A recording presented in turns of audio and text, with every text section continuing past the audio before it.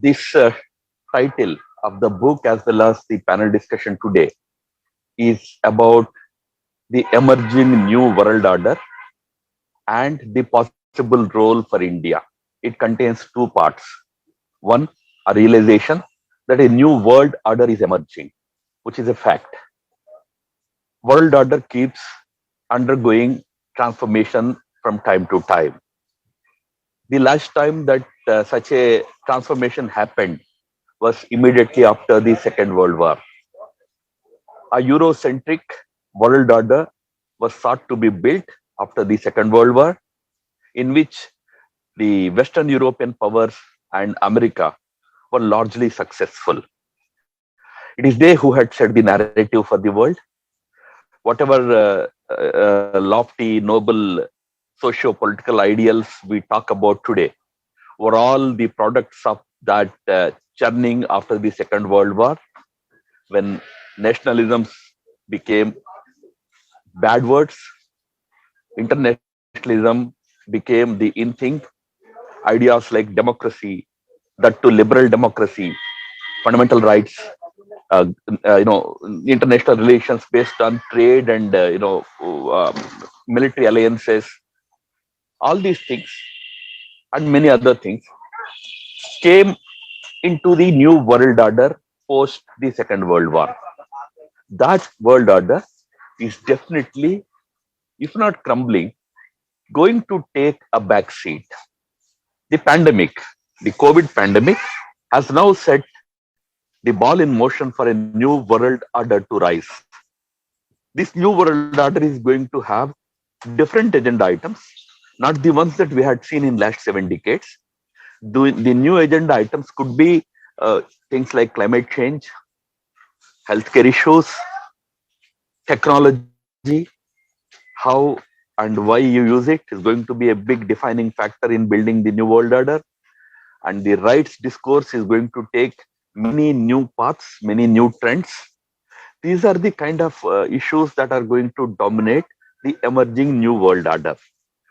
So, first part of it is that there is going to be a new world order emerging. The second part, of course, is that India has a role to play. The title surmises that yes, we have a role to play in this.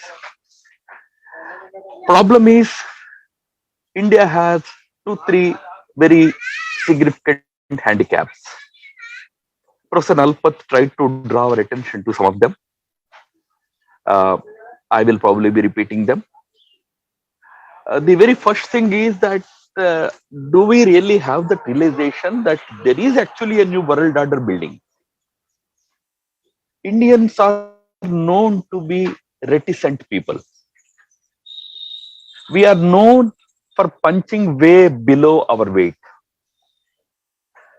When the previous world order was in the making, there was an opportunity given to India also. Honestly speaking, the European powers saw in India a fellow traveler because the British were ruling over India. So they had seen India as a fellow traveler and wanted India to also play a role in it. We played a very limited role. We played some role in the making of the Human Rights Charter um, by UNHRC.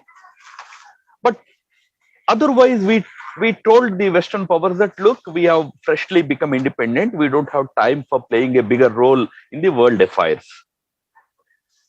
As Professor Nalpat pointed out, Nehru, of course, in the initial years for 4-5 years, he did want to play a bigger role.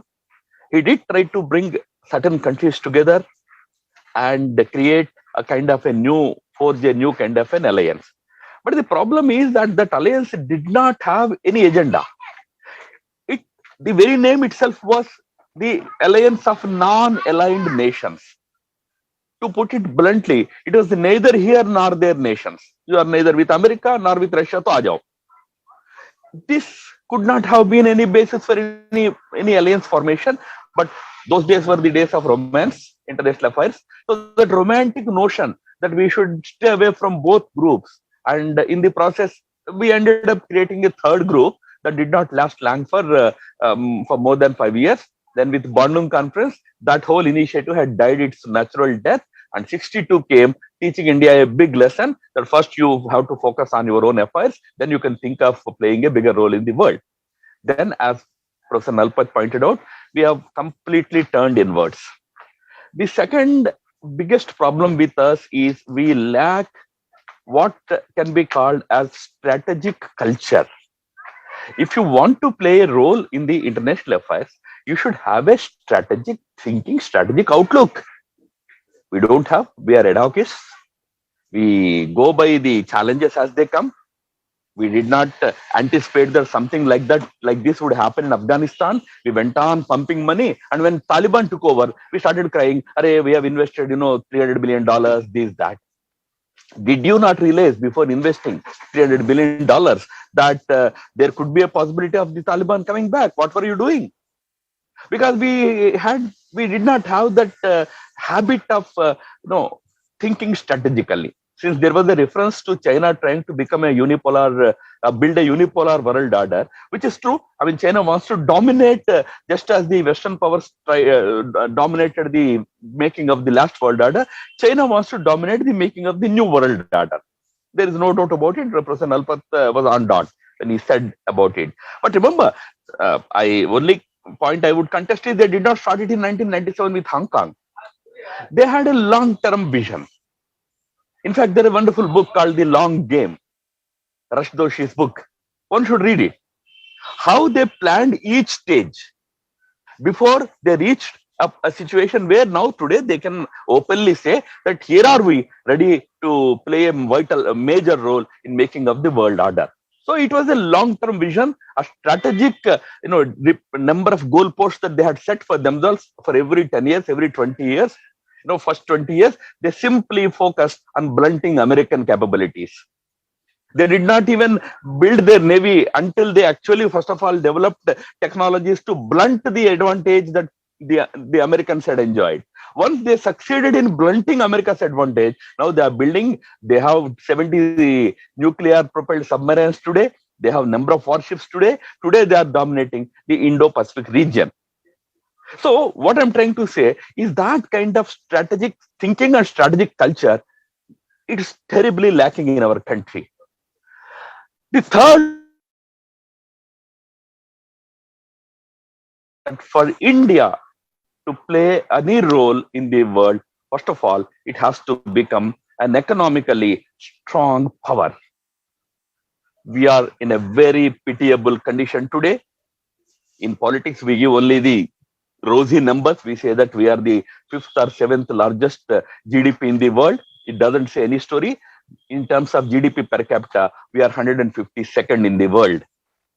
India's economy is in no way, in any position, we are not in a position to invest heavily on our military.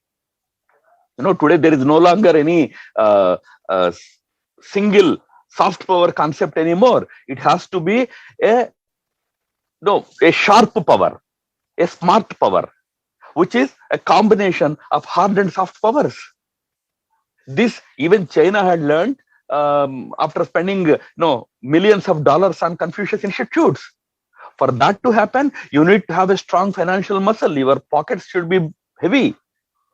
So I think India suffers from these handicaps. We need to immediately turn our attention to these things. We have to build a long-term plan for ourselves. We have to, first of all, appreciate that we have a role to play in this new world order. We have a role, not the topic of the day, but we have a role to play. But first of all, we have to realize we should now give up that habit of punching below our weight.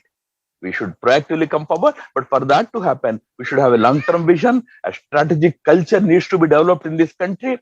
And finally, we should build a strong economy in this country that can take care of all the 21st century needs, whether it is about building newer technologies or building a very advanced military or strengthening our own institutional infrastructure. Even for that, we need a strong economy. So next 10 years that way will be very crucial. If we succeed in building these three things, then I'm sure come 2030s, there is going to be a major shift in the fortunes of many countries, including China. It's an evening economy. its demographics is going against the country. So there will be certain very important shifts happening. uh, we will be in a position to then step in and play our role. So with these few comments, I thank you once again for giving me this opportunity. Namaste.